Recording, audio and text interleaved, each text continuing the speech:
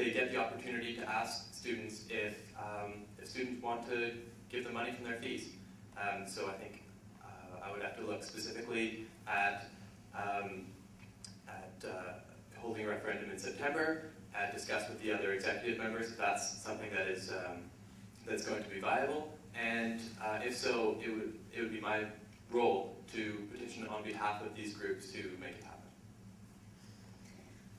I think it goes back to having kind of a one-on-one relationship with your directors, because for so long the SFSS has been out of touch with the average student, and certainly some clubs that feel unrepresented by the SFSS. And I think that it's important to build personal relationships with some of these club presidents and some of these club leaders, because actually I had a conversation with the president of this Canadianization Club the other day, and he's like, I feel so alienated because even though they're one of the biggest clubs on campus, they don't know who to go to when they have a concern. They don't know which director to ask. And I think he brought up an important point. We could have info sessions where you could meet and greet your board of directors so that important clubs on campus can get to know us and get to have a one-on-one personal relationship with us, because I think that's important. SFU is a tight-knit community, and to alienate clubs like that is just wrong. So that's what I have to say.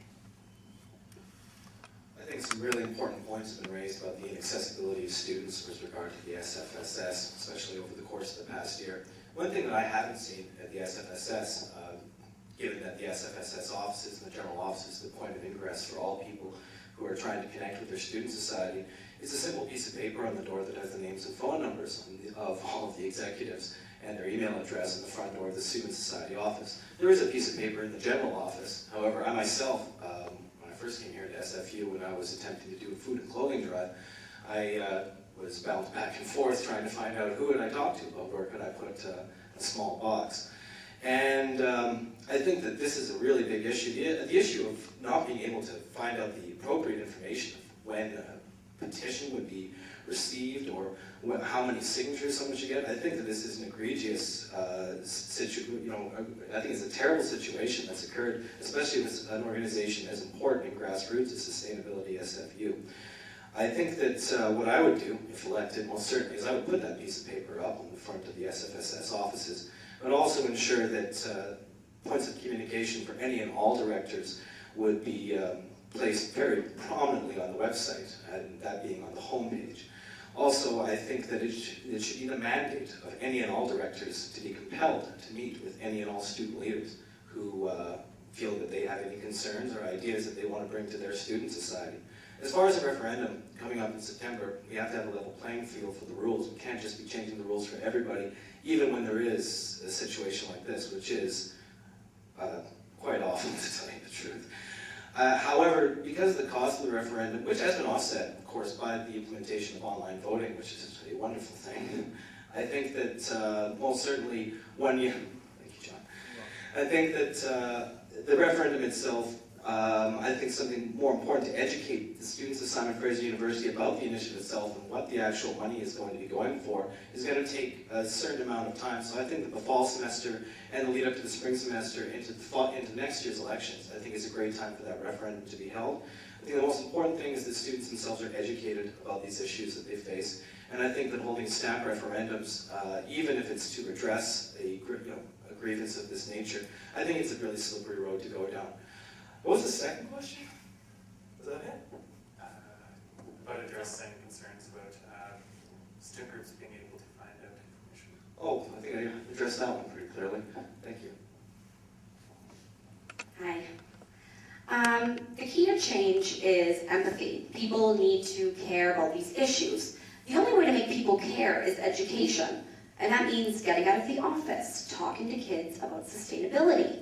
As treasurer, I don't plan to be locking myself up, counting money like Scrooge.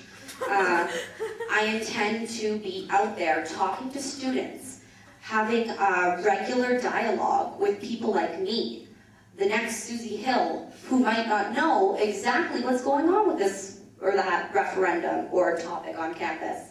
You need to get up to classrooms, do speaks. You need to really engage the community. And as far as the referendum goes, that's something that I would be interested in looking further into. and something that I would be willing to do if there was the demand. And again, in order for the demand to be created, there needs to be education. Thank you. Thank you. There's a couple last questions. Might not have time for both of them, so I'll do the one that I want to.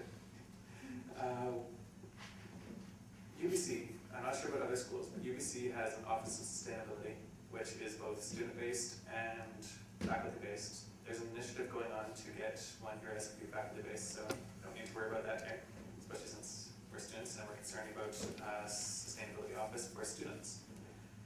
Would you promote a Office of Sustainability within the SFSS? And would you be interested in having it staffed by an elected sustainability coordinator, much the same as in there's all the executive positions like internal relations, how about sustainability relations, or anything else like that?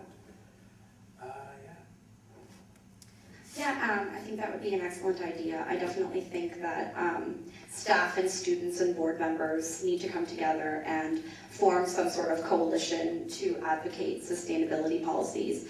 As for an elected position, I would have to look into that further, but I do definitely think there needs to be a representative of sustainability issues.